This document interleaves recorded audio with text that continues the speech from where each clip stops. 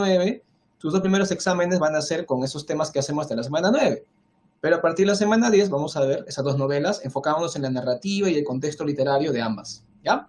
Muy bien, ya cumplí mi labor apostólica, así que no quiero interrumpir más con mi presencia esta sacrosanta clase y este tema tan importante, así que oficialmente me quito mi imagen y ahora sí, a ver el tema. Primero géneros y figuras y luego tragedia griega. Y ahora ya sabes por qué está un poquito acelerado nuestro avance. ¿Listo? Muy bien. Avanzamos. Listo. Hoy día tenemos que ver entonces los géneros literarios que en la... Bueno, a ver, un poquito acá. ¿Qué siguen escribiendo en el chat? ¿Ah? A ver, los veo muy inquietos, ¿ah? Ok, Borges viene, pero son varias historias. Ya no comenten ya nada, jóvenes. Pregúntenme algo, ¿no?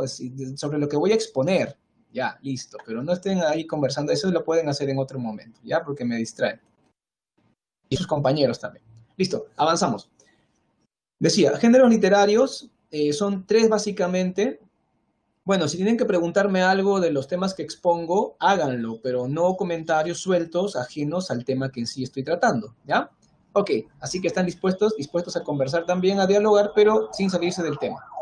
Géneros literarios jóvenes. Bueno, según la perspectiva clásica de Aristóteles, manejamos 3, que son el épico, lírico y dramático.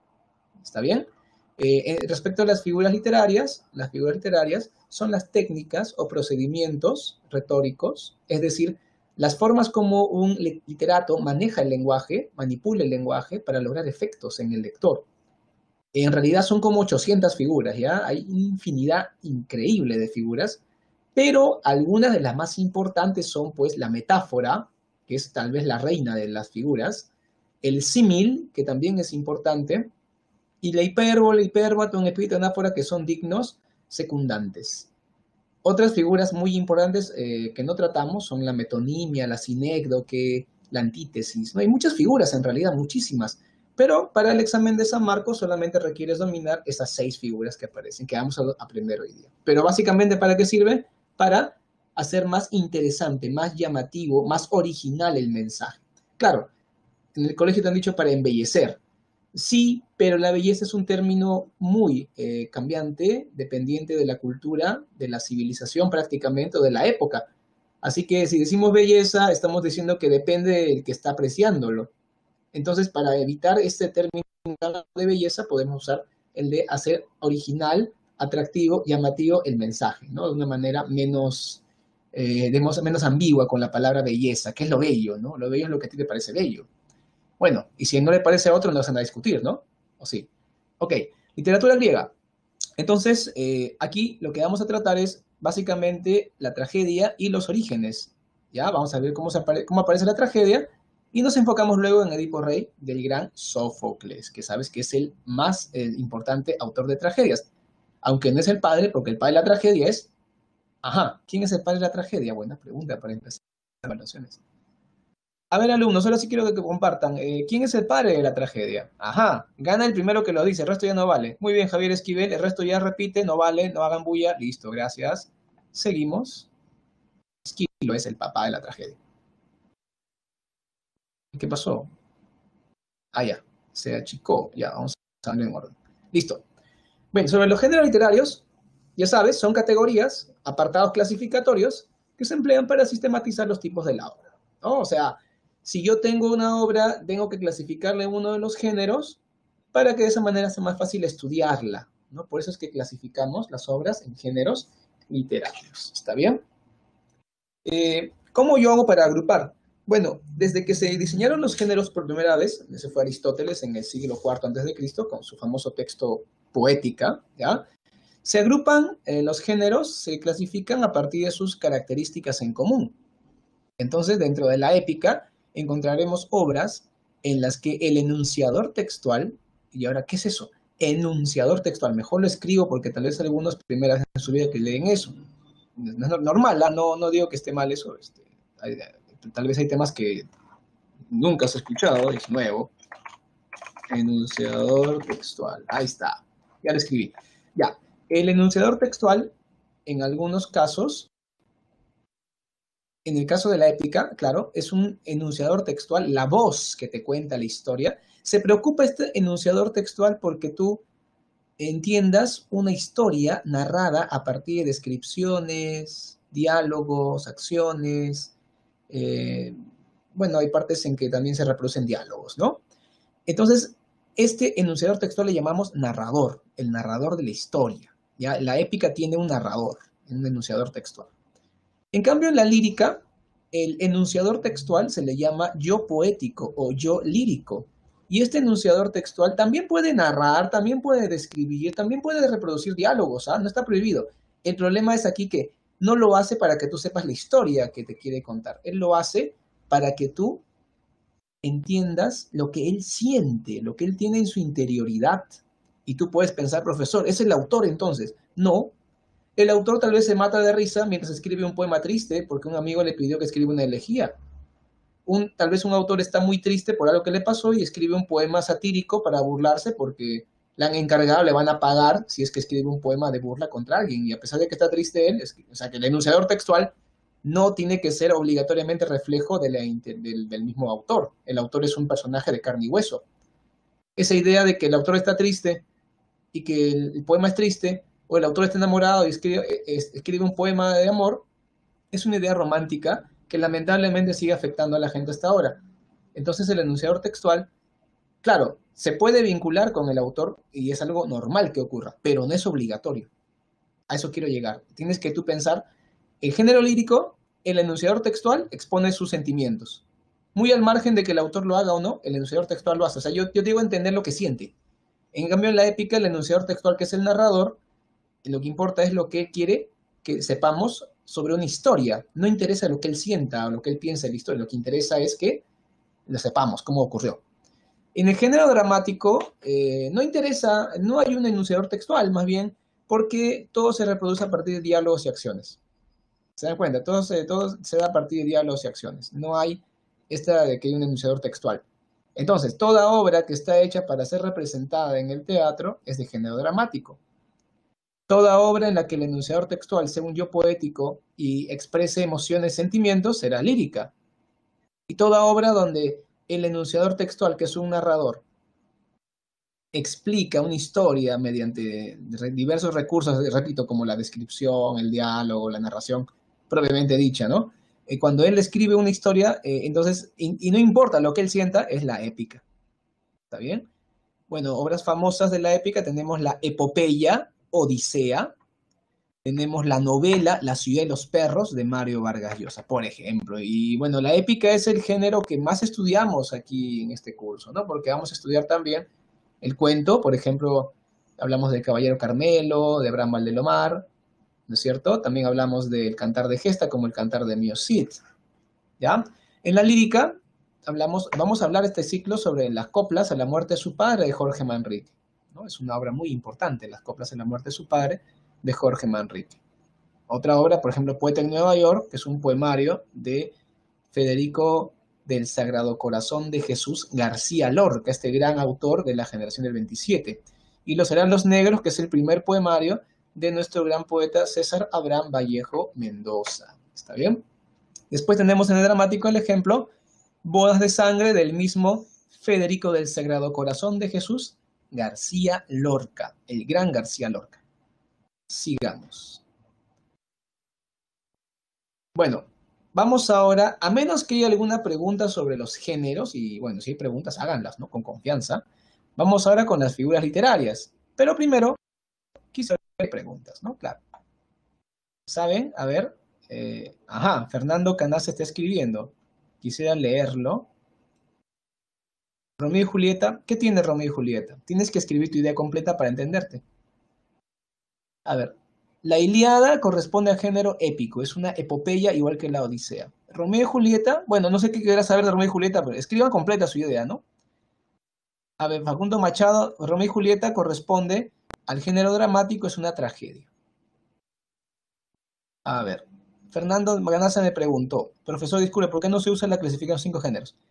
Bueno, esto se debe a que cuando hicieron el libro de la Pre, que es el texto en el que nos basamos, hablaron sobre Aristóteles, que es la, digamos, la diferenciación clásica de los géneros, Pero luego ya cuando era necesario que incluyan la novela, el cuento, dijeron, normal, porque hay muchas teorías literarias que dicen que la épica tiene también como especies, subdivisiones, ¿no?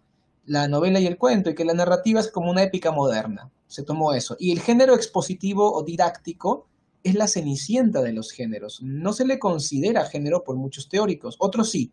Está en discusión.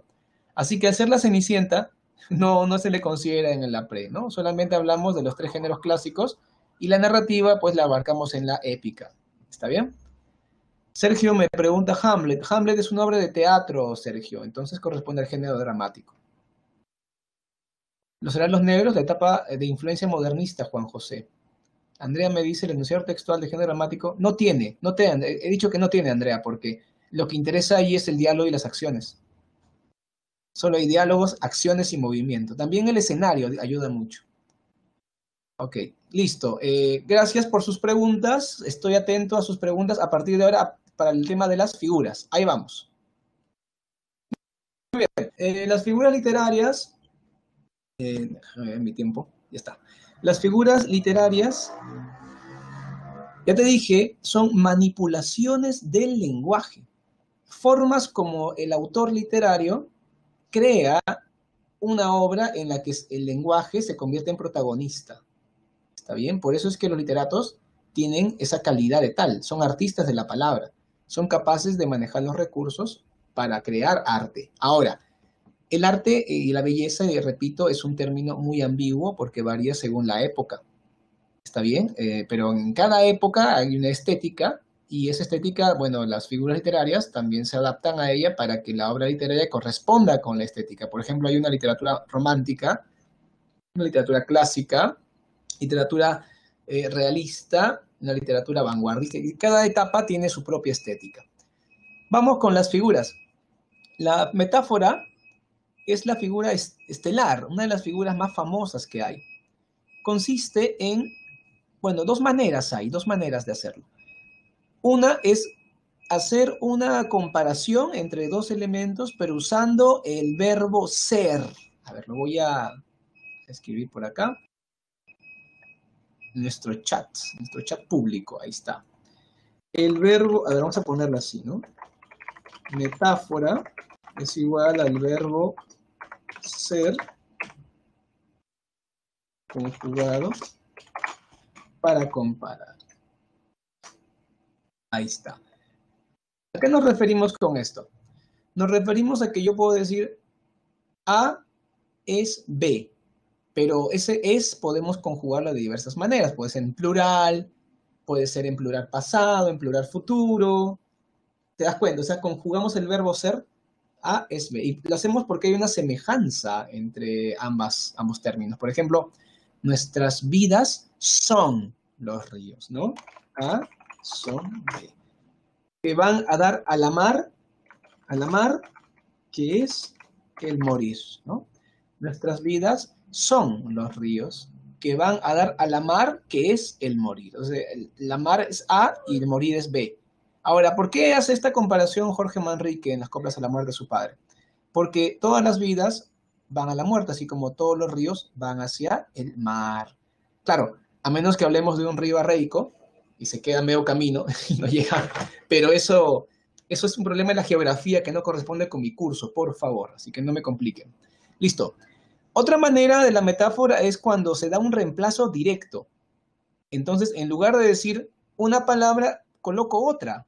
Por ejemplo, si a mí me gusta mucho una chica y veo que su sonrisa es bonita, le voy a decir, cada vez que sonríes se asoman las perlas de tus labios, ¿no? Se asoman las perlas en tus labios. Entonces la chica va a decir que cuando sonrío, ¿qué se asoma? Ah, mis dientes, claro, dientes, porque son blancos, duros, bonitos, brillan como las perlas, ¿no? Entonces, estoy reemplazando dientes por perlas. ¿Se dan cuenta? Ya no estoy usando el verbo ser, ¿ya? Sino que de frente estoy reemplazando uno por otro por sus semejanzas. Aquí hay un ejemplo en la PPT. La noche ha prendido sus claros diamantes, ¿no? Qué bonita. La noche sus claros diamantes. ¿A qué se refiere los claros diamantes? O sea, claros diamantes, ¿a qué reemplaza? ¿A qué está reemplazando? ¿Ven? La metáfora consiste en el reemplazo mediante el verbo ser conjugado o mediante el reemplazo directo de uno por otro. Pero, ajá, alumno 1931, paterno 1931, te felicito. Las estrellas. Aunque en vez de estrellas escribiste el 9, no sé, la E por 9. En fin, ojalá puedas la próxima poner tu nombre para poder saludarte y felicitarte con tu nombre propio. Listo, avanzamos. Yo quisiera explicar de frente el símil, porque el símil y la metáfora son como dos hermanitos. Yo siempre digo que metáfora es la hermana mayor y símil es su hermanito menor. ¿Por qué? Lo que pasa es que el símil es igual que la metáfora. La única diferencia es que en el símil no se utiliza el verbo ser conjugado para la comparación, sino que se usan nexos comparativos. No sé si me entienden. Palabras de comparación. Ya, y ahora, ¿qué es un nexo comparativo? Son palabras de comparación, pues, ¿ya? Nexos del símil. A ver, voy a escribirlo acá en el chat, ¿ya? Me siento más justo en el chat que con el editor de texto, joven, así que con el chat vamos a trabajar, ¿ya? Los nexos del símil son, por ejemplo, como, parece, semeja, parecido, a ver, parecido a, semejante a, tal, cual. ¿Está bien? A ver, me encantaría ver con ustedes un pequeño ejemplo. A ver si me ayuda el internet, si me ayuda la máquina, lo hacemos, ¿ya? No sé si ustedes recuerdan, a ver, acá voy a probar su cultura. No sé si ustedes recuerdan esta canción, este tema de la ópera que es el Rigoletto de Verdi. Bueno, tal vez no se acuerdan, si es un nombre, pero si escuchan la canción sí se van a acordar, ¿no? Bueno, esta canción dice, la donna è mobile qual piuma al vento, muta di accento e di pensiero. Y dice más cosas, ya. Voy a poner el video a ver si me sale, que si intentarlo. Estamos probando nuestros poderes acá con... Ya, que me sale la publicidad bendita de YouTube, no puede ser. Ok, entonces vamos a probar, pero primero quiero hacer el enlace. A ver, vamos a ver. Para que me digan qué palabra comparativa se usa, ¿no? De las que les he publicado. Video externo. Ah, ya, así es. Interesante. Ahí voy. Ya.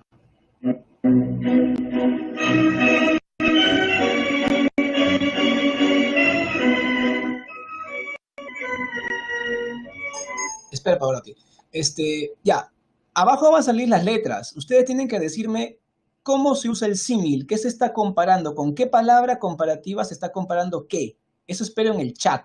Así que disfrútenlo y a practicar el símil. La donna è mobile, qual piuma al vento, muta d'accento e di pensiero. Sempre amabile, leggiadro viso, il fiato e il riso, e menzognero. Gracias, Luciano.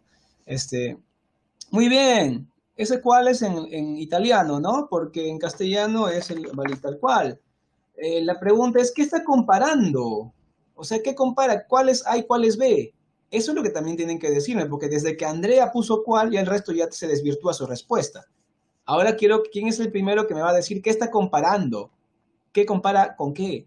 La doña y el viento. No, no, te equivocas, Andrea. No. De nuevo, a ver, de nuevo, por si acaso, para que entiendan la emoción. Por si acaso, este señor es el marqués de Mantua, de la obra Rigoletto, es un mujeriego de primera.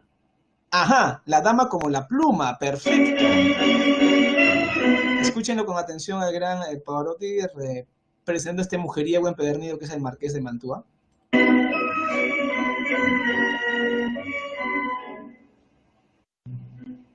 La donna è mobile, qual piuma al vento, muta d'accento e di pensiero. Sempre amabile, leggiadro. Gracias, Luciano.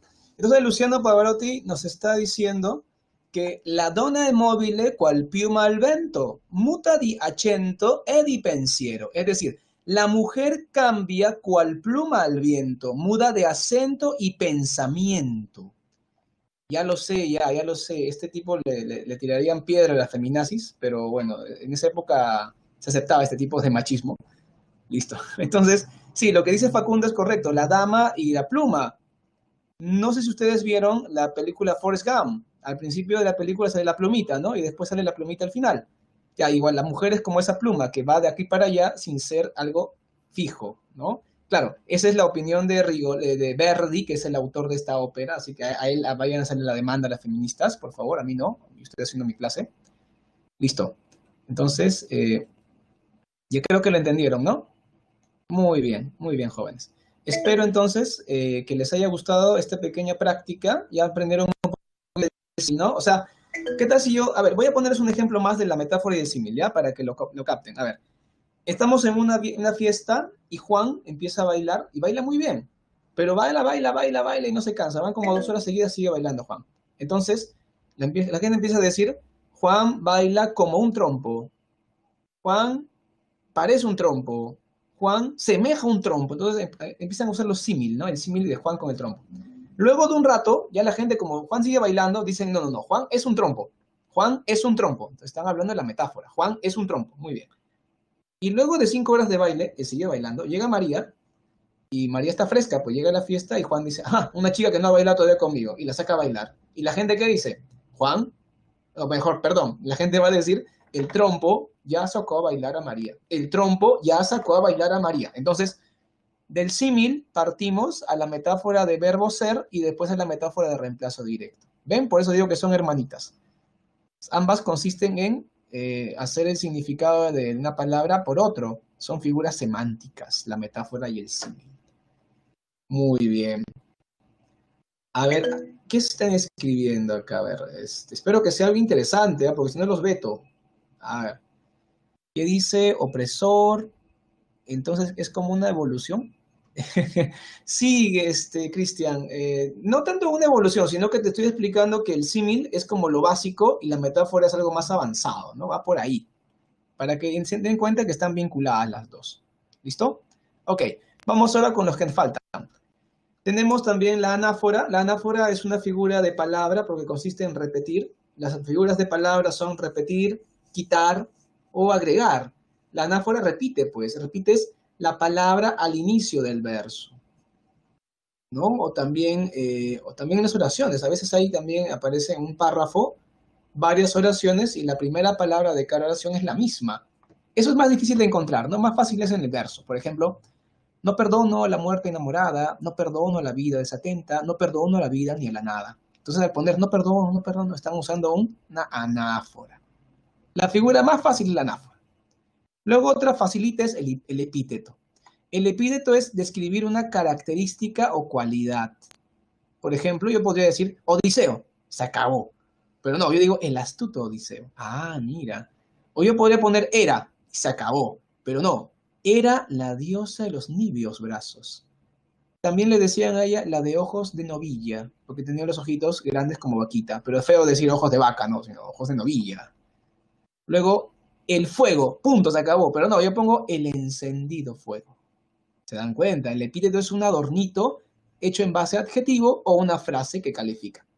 También encontramos esto, por ejemplo, yo puedo decir Miguel Grau, listo, pero no, yo digo el caballero de los mares, Miguel Grau, ¿no? O Miguel Grau, el caballero de los mares. ¿Se dan cuenta? Eso corresponde solamente a Miguel Grau.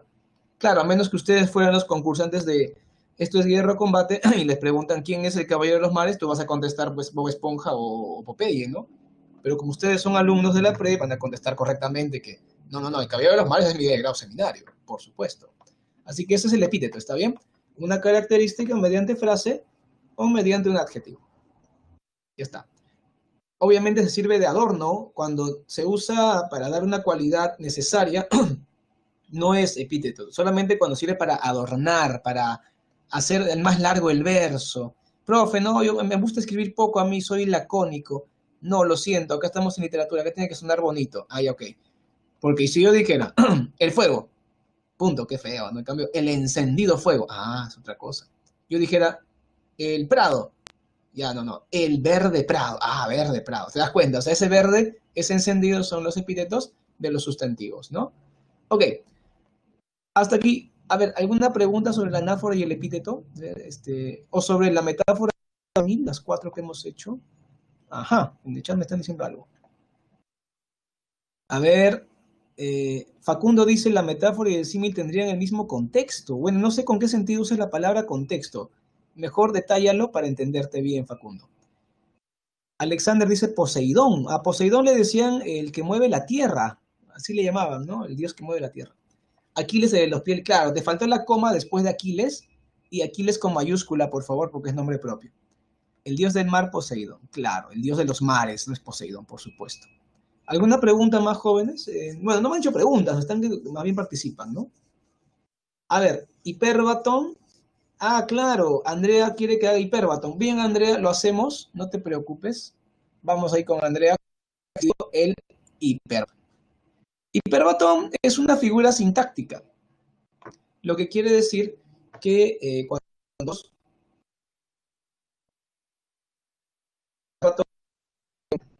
¿ya? Alteramos el orden habitual en el hiperbatón. Entonces, la pregunta ahí que ustedes pueden hacer, porque hay alumnos que, profe, ya bacán, el hiperbatón es la alteración del orden sintáctico convencional. Pero la gran pregunta ahí es, ¿cuál es ese orden convencional? Bueno, ese orden es el sujeto, el verbo y los complementos que pueda tener la oración, ¿no? Ok. ¿Sí? ¿Se escucha bien? ¿Dice que se cortó el audio? Ok. Entonces, ese es el orden habitual que debe haber en una oración.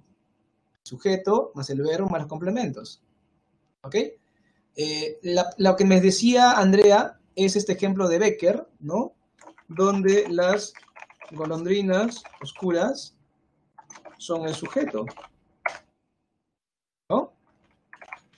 Volverán a colgar, es el verbo, es un verbo compuesto, ¿no? Es un verbo, digamos, le llaman perífrasis verbal o verbo compuesto. Sus nidos es el objeto directo, o el famoso OD que llaman en lenguaje.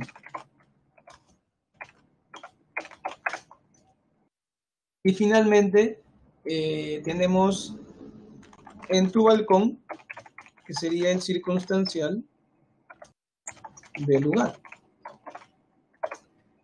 Bueno, ya sé que mi clase ahora parece de lenguaje, pero es que me obliga el tema. Las golondrinas oscuras volverán a colgar sus nidos en tu balcón. Esa es una oración bien construida, convencional. Repito, lo he colocado en el chat para que no te distraigas. Las golondrinas oscuras volverán a colgar sus nidos en tu balcón. Esa es una oración perfectamente construida. Pero Becker no la pone así. Él pone, volverán las oscuras golondrinas en tu balcón sus nidos a colgar. ¿Te das cuenta? Esa es la alteración. Entonces ahí tenemos un hiperbatón. Acá te ponen otro ejemplo, ¿no? En el cristal de tu mano, de tu divina mano, de amor bebí el dulcísimo veneno. Bueno, a ver, ¿quién lo ordena correctamente? A ver, le pone sujeto, verbo y los demás complementos. A ver, ¿quién lo hace en el chat? Te creo, así como lo hice con el ejemplo de Becker, este ejemplo aquí. En el cristal de tu divina mano, de amor bebí el dulcísimo veneno. Miren, estoy dejando un ejercicio. Después no digan que el profe no me hace participar, se para hablando toda la hora. Ahí está para ti. ¿Qué vas a decir? A ver. Están escribiendo, ¿verdad? A ver, quiero ver si están escribiendo. ¡Wow! Veo que varios se han animado. Y voy a esperar los 10 segundos más, porque no tengo más tiempo, lo siento. Estamos con la hora. Ajá, hay mensajes, hay mensajes. Esto me está emocionando mucho, porque veo que están participando. Eso es bueno, ¿ah? Que participen.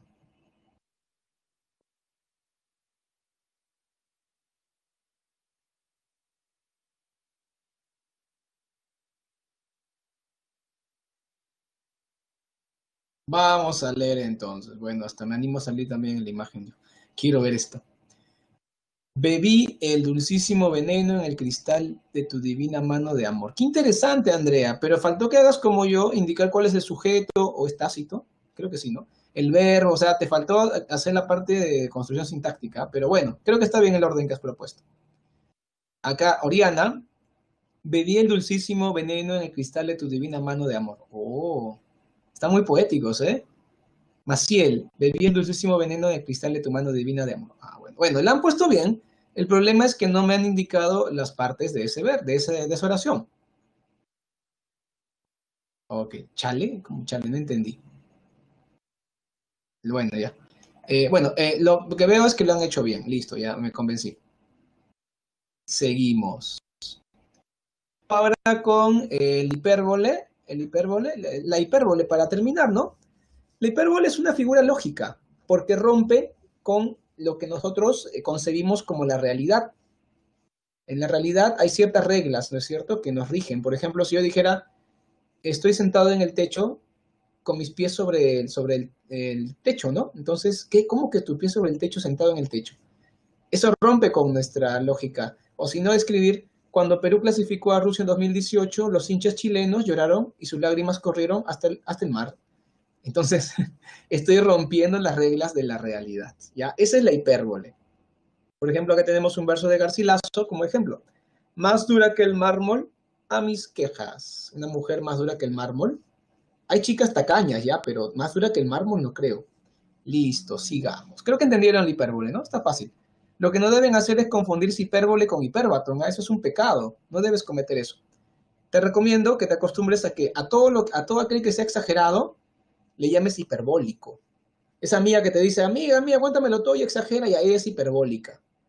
En cambio, hiperbático es aquel que habla al revés. Por ejemplo, Yoda, o bueno, que está de moda Star Wars, o el cuy mágico, ¿no? Que te dice, prestarte puedo, pagarme debes. Entonces, ese cuy es hiperbático, pues, ¿no? Porque habla al revés.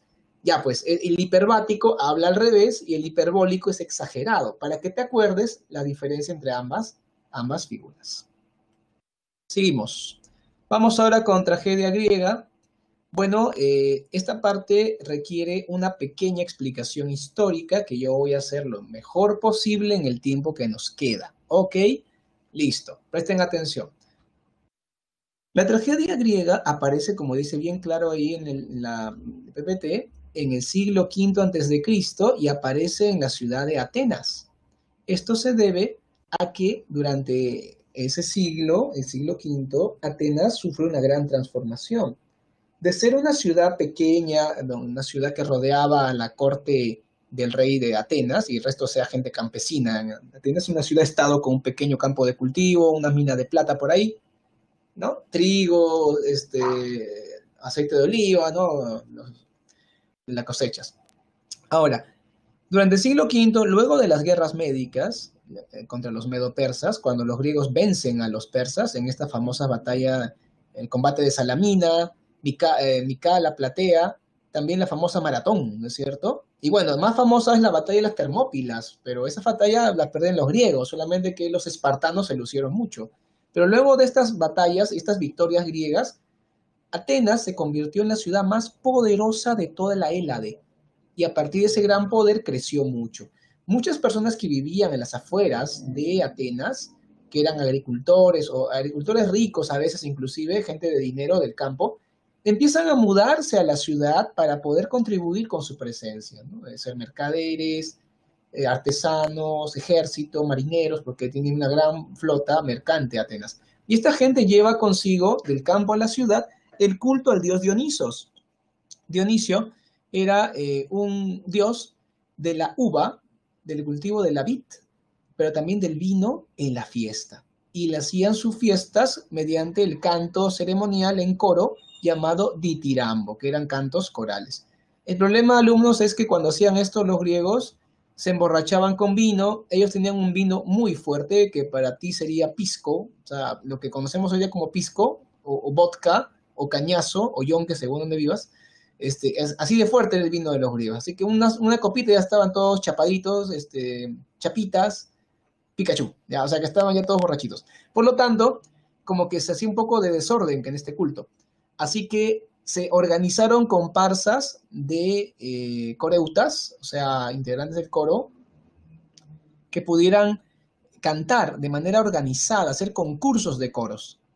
Y ahí surge este ditirambo ordenado mediante concursos. ¿Y cómo se llaman los integrantes del coro? Se le llama coreutas, ¿no es cierto? Surge entonces un corifeo, destaca con el tiempo un corifeo que es un solista. Y este va a evolucionar en el actor. Así van evolucionando. ¿Por qué le llaman tragedia a la tragedia? Bueno, porque la palabra tragos o tragoi quiere decir macho cabrío, o sea, chivo, pues. Lo que pasa es que Dionisios está vinculado con los sátiros, mitad hombre, mitad cabra, que vivían en el norte de Grecia. Bueno, en la mitología ellos viven en los bosques, ¿no? Los sátiros. Tal vez tú por tu influencia hollywoodense los conozcas como los faunos, ¿no? ¿Sabes a qué me refiero? Esto porque fauno es el término latino, romano, sátiro es el término griego para este ser. Entonces, este dios está vinculado con esos seres y por eso se ponían pieles de macho cabrío, pieles de chivo negro en las espaldas, los hombres, los coreutas, y representaban al dios de esa manera, eran el séquito de los sátiros que acompañan al dios. Entonces, oda significa canto o recitación de poema. Por eso viene trago y ode, o tragos ode, tragedia, tragedia. De ahí viene la palabra tragedia del canto de los machos cabríos, ¿no? Ode u oda significa canto o recitación de poesía. Entonces, tenemos la etimología, tenemos el origen histórico. Esquilo es el que propone que haya, como ves acá en la parte derecha de la pantalla, puedes ver la escena donde se paraban los actores. Con Esquilo ya había 2 actores. La orquesta, este espacio semicircular que ves, es donde se paraban los integrantes del coro, los coreutas, mirando hacia la escena, dando la espalda al público. Y este amplio espacio que ves, ¿no? En forma de U, en forma de una herradura, es el teatro, es donde se sentaban los espectadores. Esta gente construía este escenario con tal acústica que si tú te parabas en cierto punto, ¿no es cierto?, de la escena, todos los que estaban hasta la última fila de arriba te podían escuchar. ¿Listo?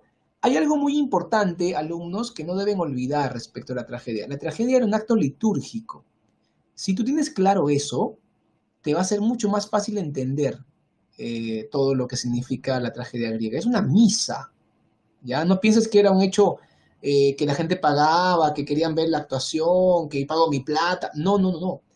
Acá no había ningún pago. Todo era gratuito porque la gente rica, que tenía dinero por ser comerciantes, ellos pagaban todos los gastos. Estos eran los coreutas. Perdón, disculpen, los coregas. Los coregas, perdón, se me fue la palabra.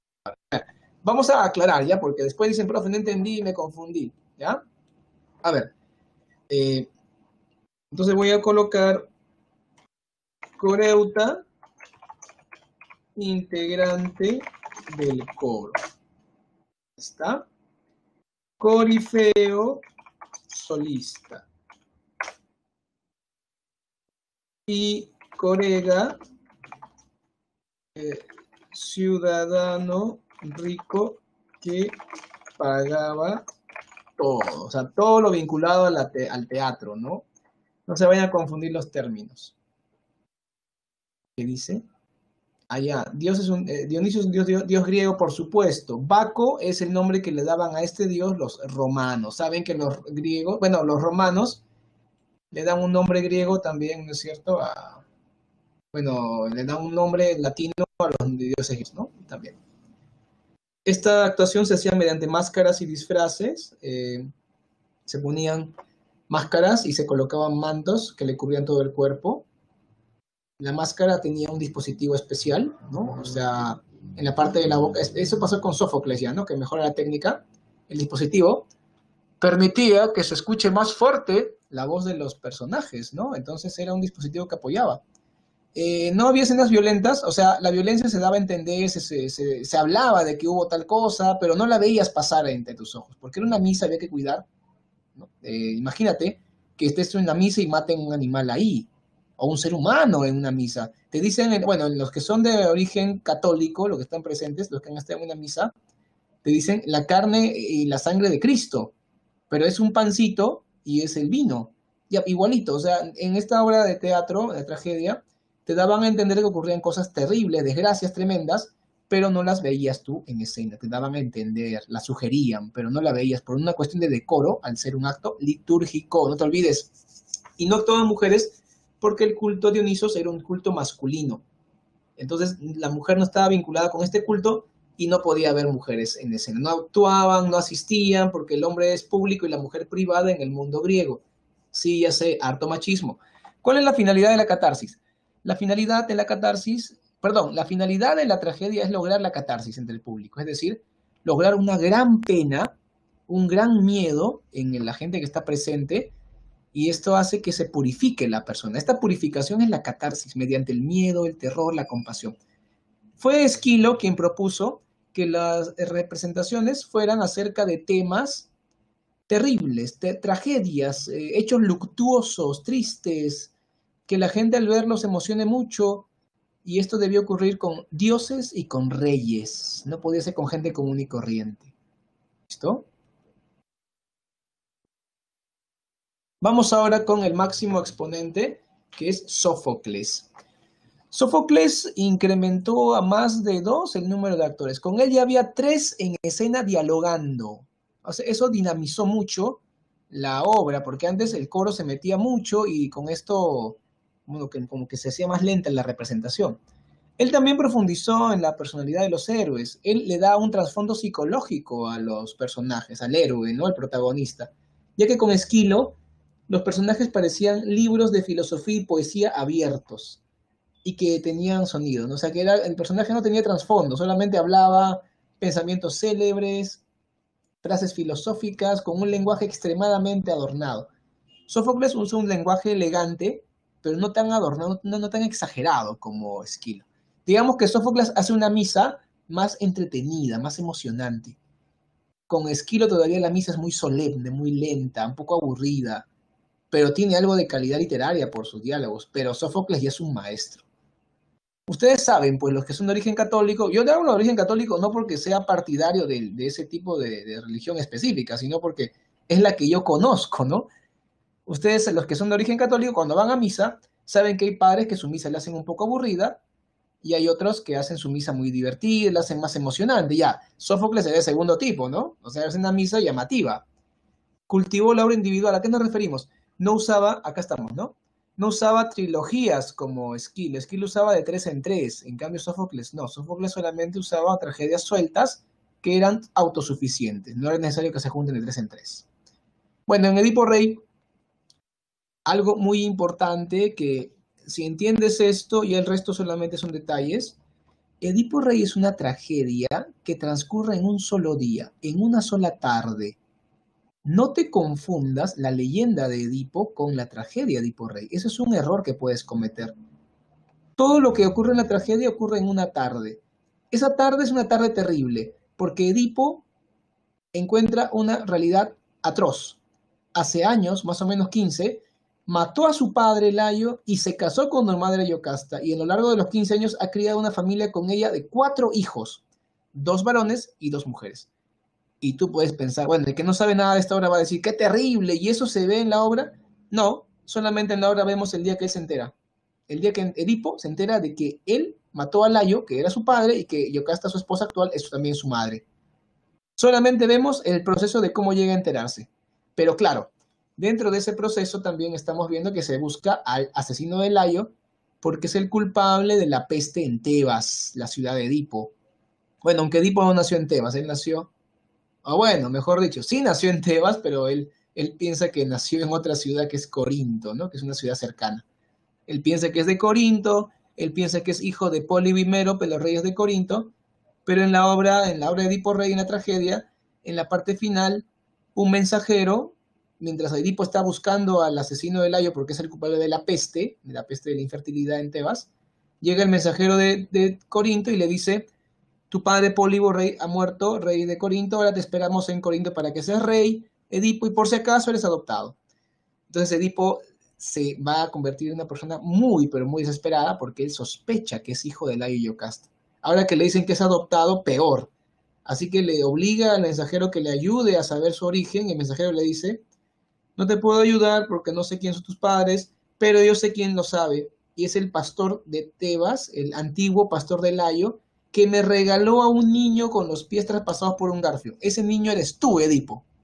Así le dice. Así que si traes ese pastor anciano que me regaló al niño que eres tú, sabremos quiénes son tus padres. Y adivina quién llega a escena. Sí, el viejito pastor del Layo. Y Edipo lo interroga, lo amenaza de muerte varias veces hasta que el viejito confiesa y le dice la verdad. Tú eres el hijo de Layo y Yocasta. Tú eres el niño que yo regalé porque me mandaron a matar y en lugar de eso lo regalé a este pastor, que bueno, el mensajero de Corinto había sido pastor de joven, ¿no? Entonces, Edipo descubre la verdad, había sido adoptado por Polibimérope y él era el culpable de la peste porque él había sido el que mató a Layo, ¿no? Los dioses estaban molestos con Tebas porque no castigaron al que mató a Layo, su antiguo rey.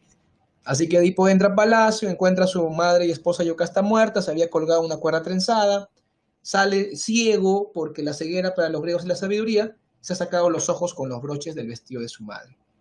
Ciego ya, él dice a su cuñado Creonte, que es el príncipe, ¿no? El hermano de Yocasta, y su tío, y le dice a Creonte, Creonte, ya mi destino se cumplió, he visto mi destino pasar por delante de mí, me he sacado los ojos, no tengo nada más que ver en la vida. Por favor, tú debes ser rey ahora de Tebas, te encargo el reino y por favor cuida a mis hijas que son pequeñas aún. Antígona e Ismene son sus hijas. Antígona le acompaña en su retirada porque ahora debe salir desterrado. Él se convierte en el chivo expiatorio. Edipo se convierte en el chivo expiatorio de toda Tebas. Los tebanos no creas que lo odiaban, le tenían mucha pena. El coro está ahí, el coro lamenta, dice, ningún hombre debe creer que es feliz hasta el último día de su vida. Se dan cuenta, es muy triste este final, porque él era el hombre más amado y ahora es el culpable de la peste. Era el hombre más admirado y el primero de Tebas y ahora es el peor de todos que debe salir desterrado. ¿Cómo le llamamos a esta condición del héroe que cambia su fortuna radicalmente? Se le llama la peripecia. Peripecia, el cambio en la inversión en tu fortuna. La grandeza de Edipo está en que él asume su culpa con dignidad. Él no se quiebra, no se tira al piso. Él dice, yo soy culpable, así que debo salir desterrado. Porque inclusive Creonte le dijo, no hagas eso. No salgas desterrado porque hay que consultar con los dioses. Pero Edipo no, se puso firme y dijo, debo salir desterrado, soy culpable. ¿Se dan cuenta? O sea, esta es su dignidad de él. Esta es su dignidad. ¿Listo? ¿Cuál es el tema principal de esta obra extraordinaria? La limitación humana en controlar su destino. Bien, tenemos, a ver, un minuto para preguntas. Bueno, un minuto, 20 segundos. Andrea me pregunta en qué parte empieza. La tragedia empieza cuando los coreutas invocan a Edipo en el palacio para que salga y les ayude con la peste. Ahí empieza, ¿no? Ese día, esa tarde desgraciada empieza así. Le llaman, él sale y le dice, justo mandé a Creonte a preguntar al oráculo, y Creonte viene y sí, el oráculo dice que el culpable es el que mató a Layo. Hay que buscarlo. Listo, se acabó. Ya está. A ver, los coturnos eran zapatos de plataforma alta, me pregunta Josué, que servían para hacer más alto al personaje, porque si era un rey debía salir muy alto, tapado con su máscara y con su túnica. Si no era un rey, el coturno era más bajito. ¿Te das cuenta? De esa manera la talla permitía. A ver, vamos a iniciar una encuesta, jóvenes. La encuesta docente, por favor. Marquen la encuesta. Ya saben, ¿no? Cómo es el tema. Y mientras que marcan la encuesta, vamos viendo también las claves. Listo, nos estamos pasando bien ahora, creo. Ok. Sí, el tema principal de Edipo Rey, la limitación humana en controlar su destino. Acuérdate, la limitación humana en controlar su destino. Es el tema principal de Edipo Rey. Ejercicio, apunten las claves, por favor. Ajá. A ver, acá. Con las claves.